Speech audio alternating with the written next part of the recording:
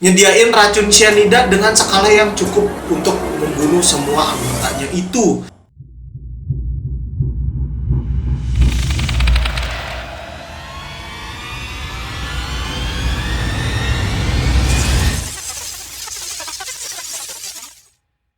Assalamualaikum warahmatullahi wabarakatuh, gengs. Balik lagi di channel kesayangan kalian, Apilas Room.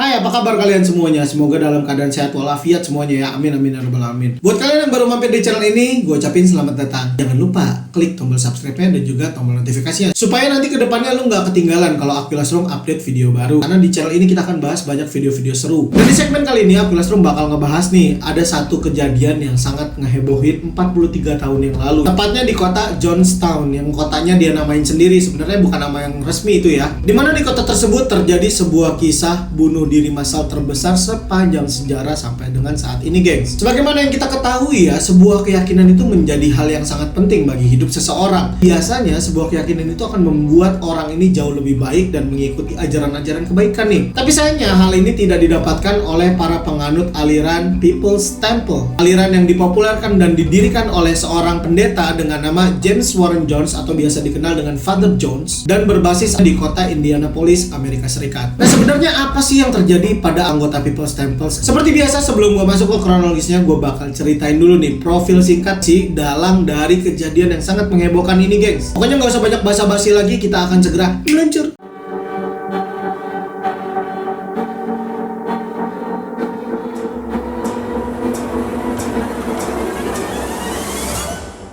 James Warren Jones atau yang biasa dikenal dengan Father Jones atau Jim Jones adalah seorang lelaki yang lahir pada tanggal 13 Mei 1931 di kota Creta, Indianapolis. Bukan yang jugi-jugi ya, nama kotanya emang kebetulan wilayah namanya Creta, gengs. Dia ini lahir dari pasangan James Turman Jones dan juga Lynetta Putnam. Bisa dibilang ekonomi dari keluarga ini tuh ada di ekonomi kelas bawah, gengs ya. Ayahnya Jim Jones ini, si James Turman Jones ini adalah salah seorang veteran Perang Dunia I, gengs. Dimana di Perang Dunia itu ayah ini sempat terluka dan menyebabkan dia ini sulit untuk bekerja. Dan hal tersebut juga diperparah dengan kondisi mentalnya ayahnya si Jim Jones ini ya, yang memang doyannya mabok-mabokan kerjaannya tiap hari. Dan hal ini memaksa ibunya dari Jim Jones ini yang bekerja dan menutupi kebutuhan kekeluargaannya mereka. Dan Jim Jones kecil ini tuh punya rasa minder kepada teman-temannya juga nih. Sampai suatu waktu akhirnya si Jim Jones ini diajak sama ibunya untuk datang ke sebuah acara yang diadakan di sebuah gereja di kota Indianapolis. Dan di situ Jim Jones melihat ada seorang pastor yang berbicara dan jemaat gereja itu semuanya menuruti apa yang diperintahkan oleh si pastor tersebut. Si Jones kecil ini dia merasa sangat takjub dengan apa yang dia lihat dari sosok si pastor tersebut nih.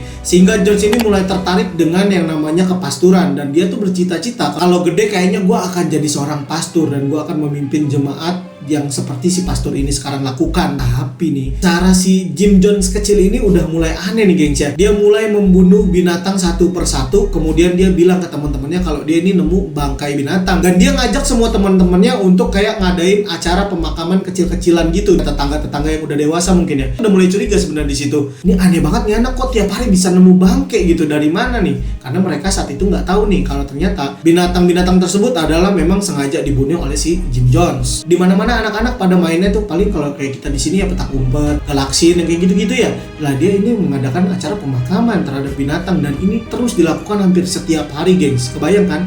Singkat cerita, Jim Jones ini udah mulai tumbuh remaja dan dia tetap melakukan kegiatan-kegiatan yang terkait dengan kegerejaan. Di samping itu juga Jim Jones ini melamar sebuah pekerjaan di sebuah rumah sakit yang ada di kota Indianapolis, dan di sanalah dia bertemu dengan pasangan hidupnya. Tepatnya pada tahun 1949 dia ini menikahi salah seorang rekan kerjanya di rumah sakit tersebut dengan nama Marceline Baldwin. Walaupun pernikahan ini bisa dibilang ya cukup sulit buat mereka berdua, tapi si Marceline Baldwin ini juga sangat setia kepada suaminya sampai nanti akhir usianya. Dari pernikahannya Jones dan Marceline ini, mereka dikaruniai seorang anak, juga mengadopsi beberapa anak lainnya gitu. Dan si Jim Jones ini sangat bangga dengan yang namanya keluarga dia, disebutnya keluarga pelangi ya, gengs ya. Karena emang anak-anak angkatnya Jim Jones ini diambil dari berbagai macam ras. Padahal di era-era tersebut ya, politik kulit hitam ini masih berlaku dan kental banget di Amerika Serikat sana. Dan si keluarga Jim Jones ini menjadi satu-satunya keluarga yang mengadopsi anak dari ras lain. Jadi menurut dia perbedaan ras itu bukan satu hal yang besar buat dia gitu kan. Jadi ya tetap dilakukan hal tersebut walaupun banyak cemoohan, cacian, makian, udah pokoknya ditelan aja sama dia. Lagi-lagi hal ini sebenarnya punya dua sisi gitu kan. Dari banyak yang kontra terhadap hal yang dilakukan sama si Jim Jones, ada juga yang pro, terutama dari orang-orang kulit hitam. Melihat ada orang dari keluarga kulit putih mau ngadopsi anak dari keluarga kulit hitam dan diberikan pendidikan, pokoknya kehidupan yang baik gitu. Akhirnya orang-orang dengan ras kulit hitam ini seneng banget sama sosoknya si Jim Jones. Jones awalnya ini bergabung di sebuah gereja yang sudah jadi gitu, udah mapan, ada pasturnya, dan dia tuh ya mulai di situ jadi seorang pastor untuk kalangan mahasiswa gitu loh. Tapi nggak lama kemudian dia ini malah ribut sama kepala pasturnya karena adanya perbedaan sudut pandang, terutama ada permasalahan dengan yang disebut segresi ya. Sebenarnya gue nggak terlalu paham banget masalah segresi ini apa, tapi yang jelas masih berkenaan dengan cara sudut pandang orang Amerika saat itu terhadap perbedaan rasial. Sampai akhirnya si Jones ini membangun sebuah komunitas sendiri dengan nama People's Temple. FYI aja guys ya, si Jim Jones ini juga jual monyet peliharaan kepada orang-orang di sekitar Indianapolis. Dari situlah dia kemudian mengumpulkan uang sampai dengan uangnya ini cukup untuk membangun sebuah gereja kecil miliknya sendiri. Awal-awal si Jones ini membangun sebuah gereja, niatnya itu mulia banget gengs ya, karena dia bilang aku ingin menjadikan dunia ini jadi tempat yang lebih baik untuk kehidupan semua orang, bukan cuma kulit putih saja. Nah, sekarang kita akan masuk ke kronologis ceritanya gimana People's Temple ini didirikan sampai dengan nanti terjadinya tragedi yang sangat memilukan, yaitu bunuh diri massal di kota Johnstown. Luncur.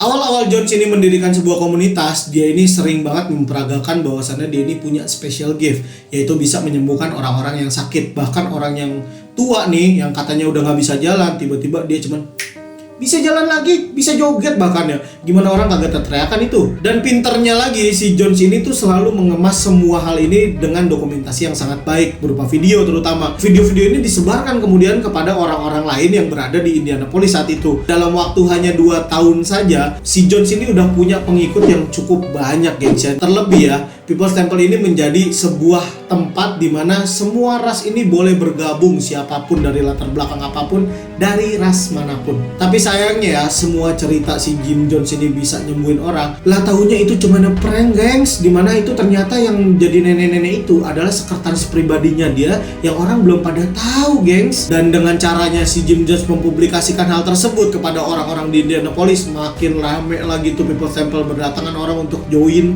untuk jadi anggota komunitasnya.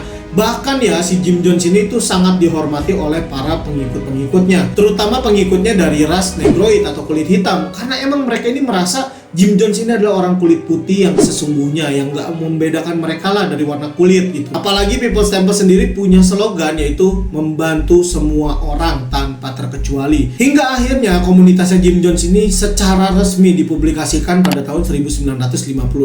Karena tadinya tuh masih kayak tes ombak mungkin ya gitu kan, orang-orang coba join dulu kan, biasa tuh kalau kayak bimbel-bimbel lu masuk dulu belum bayar gitu, kalau udah cocok baru bayar. Sama nih People's Temple juga gitu gengs. Nah, Jim Jones ini memberikan sebuah motivasi kepada orang-orang yang masuk di anggota People's Temple untuk saling bantu-membantu antara anggotanya gengs ya.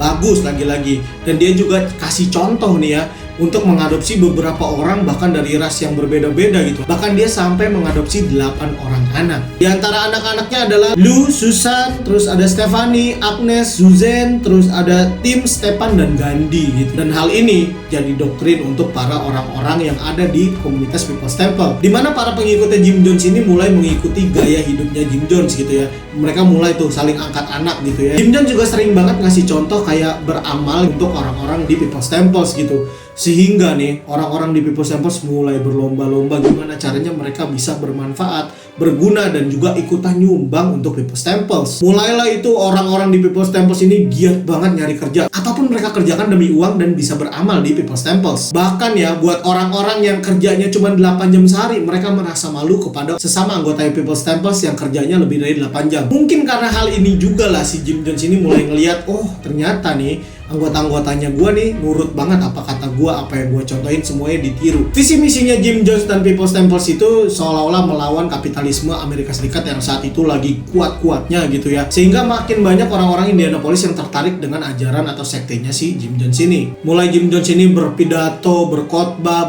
kayak melakukan aktivitas yang berbau propaganda gitu loh. untuk melawan kapitalisme yang sedang melanda di kotanya mereka. Bahkan People's Temples juga mendirikan sebuah dapur umum yang ditujukan untuk memberikan makan kepada mereka yang kelaparan dan tidak memiliki makanan. Kurang meyakinkan apa dari luar? Orang-orang tentunya makin simpatik dengan People's Temple ini sendiri, gengs. Tapi seiring berjalannya waktu, mulai tuh kelihatan belangnya si Jim Jones, dimana di Indianapolis Jim Jones sudah mulai melakukan beberapa hal yang cukup nyeleneh, sehingga ada beberapa anggota People's Temples mulai membeberkan cerita-cerita negatif tentang People's Temples. Di antaranya pergaulan bebas di dalam anggota sekte dan sebagainya gitu ya. Sehingga ada beberapa orang anggota People's Temple yang kemudian meninggalkan People's Temples di kota Indianapolis. Untuk mencegah terjadinya hal yang lebih parah daripada itu ya, Jim Jones mikir nih, wah kayaknya udah nggak bisa nih, di Indianapolis sudah mulai banyak yang bicarain negatif tentang People's Temples gitu. Sampai akhirnya di tahun 1966, Jim Jones ini membawa semua anggota sektenya ke lembah Redwood yang ada di California. Ada 65 keluarga loh, bukan 65 orang, 65 keluarga ikut beserta ke California bersama dengan si Jim Jones. Jim Jones memilih tempat lembah Redwood ini sebagai tempat markasnya si People's Temple ini bukan karena tanpa alasan, gengs ya. Karena emang dia sempat ngebaca sebuah artikel, katanya kemungkinan nanti akan ada terjadi perang nuklir, dan tempat lembah Redwood ini menjadi satu-satunya tempat yang paling tidak mungkin terkena dampak dari peledakan nuklir. Nah, setelah mulai beroperasional di California, nama People's Temples ini makin tersebar luas lagi sampai ke daerah ya sekitaran Teluk San Francisco. Dan di sana tuh orang-orangnya emang kebetulan juga sama nih dengan Indianapolis. Banyak orang-orang kulit hitam yang mendapatkan diskriminasi. Jim Jones juga di California melancarkan aksi-aksi sosialnya lagi yang gak kalah hebat, sehingga makin tambah banyak yang simpati karena dia mendirikan rumah orang tua, rumah sakit, terus juga semacam tempat karantina buat orang-orang yang kecanduan narkoba, alkohol dan sebagainya. Bahkan untuk anak-anak yang putus sekolah mereka juga menampung, gengs. Dengan segala macam propaganda yang dilakukan oleh Jim Jones, tentunya semua pengikutnya di People's Temples ini sangat menghormati, menggilai sosoknya Jim Jones ini sendiri, gengs. Mereka tuh bahkan sampai yakin banget kalau Jim Jones ini adalah laki-laki yang sangat tahu bagaimana caranya melakukan perubahan di Amerika Serikat, gengs. Dari sudut pandang orang luar, Jim Jones ini menjadi seorang yang sangat luar biasa sukses. Padahal kenyataannya jauh berbeda sekali, karena emang Jim Jones mulai merubah People's Temples yang tadinya masih ada kegiatan kegerejaan gitu, mulai dilakukan ritual-ritual sesuai dengan kemauan daripada si Jim Jones. Jadilah si People's Temples yang tadinya berupa gereja menjadi sebuah sekte, dan sekte ini berpusat pada dirinya Jim Jones sendiri. Jadi apa mau Jim Jones dilakukan. Bahkan setelah dia pindah ke kota California, Jim Jones juga merubah semua sudut pandangnya People's Temples yang tadinya masih menjadi komunitas agama menjadi politik, gengs ya. Mulailah si Jim Jones ini menunjukkan kekomunisannya, gengs. Jadi kayak mulai ngajarin kalau Tuhan tuh nggak ada, yang kayak gitu-gitu kepada pengikutnya yang tadinya mereka masih taat banget sama agamanya mereka, yaitu Kristen. Bahkan para petinggi-petinggi di People's Temples juga dibuat seolah-olah kayak mengabdi secara penuh kepada Jones. Bukan cuma sampai di situ, bahkan anak-anak mereka nih secara sukarela kayak disumbangin kepada si John. Disumbangin itu gimana maksudnya? Lebih tepatnya kayak dibiarkan untuk diasuh oleh si Jim Jones ini. Dan dia mulai menunjukkan sisi narsistiknya dia juga gitu ya, dimana dia meminta semua anggotanya memanggil dia father. Seolah-olah tuh dia tuh bener-bener yang paling berkuasa. Lu tuh anak-anak gua nurut sama gua. Bahkan ya si Jones ini sendiri bilang ke pengikutnya kalau di dalam dirinya dia ini ada sosok Kristus. Bahkan terakhir nih, dia bilang kalau dia itu adalah penjelmaan dari Tuhan. Selain itu, Jones juga udah mulai mengkonsumsi yang namanya obat-obatan terlarang. Khususnya obat-obatan yang mengandung zat amfetamin dan juga barbiturat. Dimana obat-obatan tersebut membuat dirinya ini kuat begadang begitu, sehingga dia bisa menyelesaikan proyek-proyeknya dia nih. Dan obat-obat itu juga punya efek yang kayak memberikan kebahagiaan yang palsu. Di balik itu semua, kondisi tubuhnya si Jones sendiri ini mulai digerogotin sama obat-obatan yang dia konsumsi, terutama kesehatan mentalnya. Dan obat-obatan itu juga memberikan efek paranoia atau paranoid gitu ya kepada si Jim Jones. Jadi kayak punya rasa takut terhadap sesuatu yang gak real. Dia juga mulai mikir kalau pemerintah itu sangat benci kepada People's Temples, dan dia tuh kayak dimata-matain sepanjang waktu sama CIA dan FBI. Dan karena hal itu juga akhirnya si Jim Jones ini merasa gak aman ada di California, sehingga dia ini mulai merancang gimana caranya dia bisa pindah ke satu daerah yang terpencil yang hampir mustahil bagi pemerintah untuk memata-matai kegiatan dari People's Temples. Akhirnya diputuskanlah untuk People's Temples ini pindah ke sebuah negara yang namanya Guyana. Dimana di Guyana ini sendiri dia memilih sebuah tanah lapang ya, yang tadinya dibuat proyek pertanian gitu namanya Kenisa, dan akhirnya ditempatinlah sama si People's Temples ini. Kemudian daerah tersebut diberikan nama kota Jonestown. Sebenarnya selain rasa paranoid si Jones ini kepada pemerintah Amerika Serikat, dia juga tahu kalau anggota dia ini udah mulai banyak yang ninggalin People's Temple di California, dan si Jones ini mulai makin khawatir dengan hal-hal tersebut gitu. Jadi dia memutuskan ya udahlah pindah aja lah ke kota Guyana yang sangat menyulitkan bagi para pengikutnya untuk melarikan diri dari People's Temple. Si Jones juga membuat sebuah pasukan semi militer gitulah, megang senjata gitu untuk mengamankan daerah tersebut gitu. Bilangnya sih untuk pengamanan, padahal hal tersebut digunakan untuk menindas para anggota People's Temple yang ikut ke Guyana. Makin terjadi banyak banget penyimpangan dan orang mulai makin sadar, nyesel banget ya ikut ke Guyana ya. Di situ ya mereka itu banyak yang dilecehkan secara seksual. Mereka ini nggak bisa ngapa-ngapain karena benar-benar ada di daerah yang remote area, terpencil banget mereka. Salah satu statement yang paling nyeleneh yang dikeluarin sama Jones di Guyana adalah dia bilang kalau semua anggota laki-laki yang ada di People's Temple ini adalah homoseksual. Dia bilang hanya dialah yang heteroseksual di People's Temple. Laki-laki yang lain nih, walaupun sama istrinya sendiri, mereka nggak boleh berhubungan badan. Hanya Jim Jones lah yang boleh. Banyak banget anggota-anggota lelaki yang ada di People's Temple ini udah mulai meragukan apa yang diucapkan sama si Jim Jones. Dan hal itu juga menyebabkan beberapa percobaan melarikan diri dari People's Temple yang di Guyana. Tapi lagi-lagi Jim Jones sudah mencegah hal tersebut dengan mendirikan kayak semacam pasukan semi militer yang memegang senjata. Kalau lari ditembak kayak gitu loh.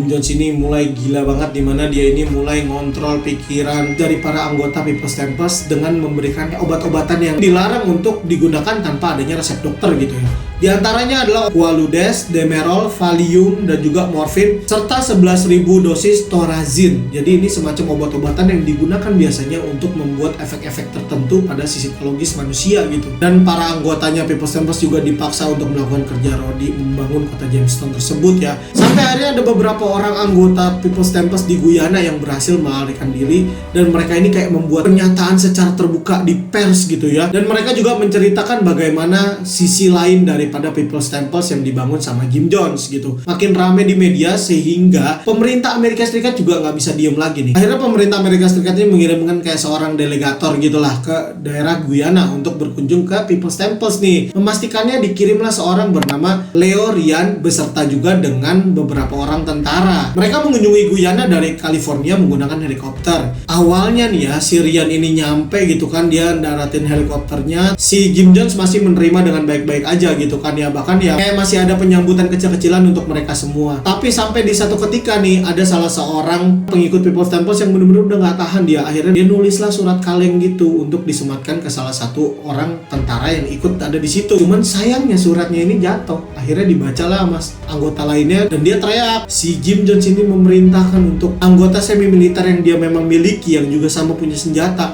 untuk menembaki delegator yang dikirimkan dari pihak pemerintah. Dan dari kejadian itu, Ryan dan juga 4 orang tentara yang ikut dalam misi pencarian informasi tentang People's Temple ini harus meninggal dunia di tempat. Setelah itu, makin delusional si Jim Jones, emang orang gila otaknya, udah gak ada gesrek dah. Dia yakin banget gak lama lagi Amerika bakal nuklir tempatnya dia. Sehingga nih, Jim Jones teringat dengan apa yang pernah dia lakukan waktu mereka masih di California. Dimana di California, si Jim Jones ini pernah ngetes kesetiaan dari para anggota-anggotanya, gengs. Dia tuh nyediain semua anggotanya ini masing-masing 1 gelas minuman gitu, dan dia ngomong secara terbuka kepada anggotanya, kalau yang ada di gelas itu isinya adalah racun cyanida. Kalian masih mau pada minum gak kalau aku yang nyuruh? Ternyata gengs, mereka tanpa ragu-ragu langsung minum, karena mereka yakin kalau Jim Jones ini bisa nyembuhin mereka kalaupun mereka kenapa-napa gitu. Sehingga dengan kejadian itu, Jim Jones sudah mulai mikir nih, wah berarti nih ya, anggota gua sangat setia dan patuh kepada pemerintah gua gitu. Dan hal inilah yang kemudian dia pilih, gengs. Dia minta untuk semua anggotanya ini berjejer ya, ngumpul di satu area. Ada sekitaran 900 lebih ya, dan dia mulai berkhotbah di situ. Dia bilang kita akan diserang sama pemerintah. Mereka nggak suka dengan apa yang kita lakukan. Kemudian dia juga memerintahkan kepada beberapa orang anggotanya dia juga yang setia nyediain racun cyanida dengan skala yang cukup untuk membunuh semua anggotanya itu. Untuk anggota yang anak-anak ini dieksekusi terlebih dahulu. Akan disemprotkan cairan cyanida yang dicampur dengan jus buah dan ditaruh di sebuah suntikan gitu. Jadi anaknya dimangapin, disemprot suntikan itu, langsung gelepar-gelepar, meninggal. Alhamdulillah, min zalik ya Allah, astagfirullah, jahat banget orang kayak begitu ya. Menurut kesaksian orang-orang yang bisa selamat dari tragedi tersebut ya, mereka ini mengaku bahwasannya ketika mereka meminum racun tersebut sebenarnya pada nggak mau, cuman ya ditodong senjata juga, dan mereka juga banyak yang ngelihat anak mereka udah meninggal gitu, sehingga mereka kayak kehilangan harapan dan ya udah mau nggak mau pasrah. Dari kejadian tersebut ada 909 orang yang meninggal di lokasi dan ada beberapa juga yang meninggal kemudian setelah dilakukan perawatan. Jadi total orang yang meninggal di Jamestown karena racun cyanida ini ada 918 orang, gengs. Nah, kenapa ada orang-orang yang masih bisa selamat? Karena emang ya anak biologis dari Jim Jones yang satu-satunya itu ya, yang kebetulan di hari tersebut dia ini lagi jadi kayak perwakilan Jamestown untuk adu tanding basket dengan orang-orang di Guyana sana gitu ya. Berangkatlah dari Jamestown menuju ke kota tempat mereka akan bertanding basket gitu. Dan hokinya karena emang pertandingan basket mereka ini akhirnya delay, jadi mereka ini memutuskan ya udahlah kita nginep aja dulu, besok pagi-pagi kita pulang gitu ke Jamestown. Ternyata besok paginya mereka nyampe Jamestown itu udah bergelimpangan. Jim Jones ini nyuruh semua anggotanya minum racun cyanida. Dimana menurut beberapa literatur yang gua dapat ya, orang yang meninggal di racun cyanida ini mengalami kematian yang sangat menyakitkan. Dan Jim Jones ngambil jalan tersingkat. Dia menembak dirinya sendiri untuk mengakhiri hidupnya. Bukan dengan racun cyanida yang dicekokin ke orang-orangnya. Kan kampret. Oke, jadi mungkin segitu aja cerita yang bisa disampaikan Aquilas Room kali ini. Mudah-mudahan ini nggak akan pernah terulang lagi sampai kapanpun gitu ya. Ya gengs, gue mau ngucapin banyak terima kasih buat kalian yang udah nonton video ini dari awal sampai akhir. Dan buat kalian yang belum subscribe, jangan lupa untuk tekan tombol subscribe-nya dan juga tombol notifikasinya supaya kalian nggak ketinggalan kalau Aquilas Room kedepannya upload video-video seru lainnya. Dan buat kalian yang mau request video apa yang akan kita bahas selanjutnya, boleh banget nih langsung aja tulis di kolom komentarnya Aquilas Room, atau boleh banget main ke Instagramnya Aquilas Room @Aquilas_room. Akhir kata dari gue, stay safe, stay healthy, and see you in the next video.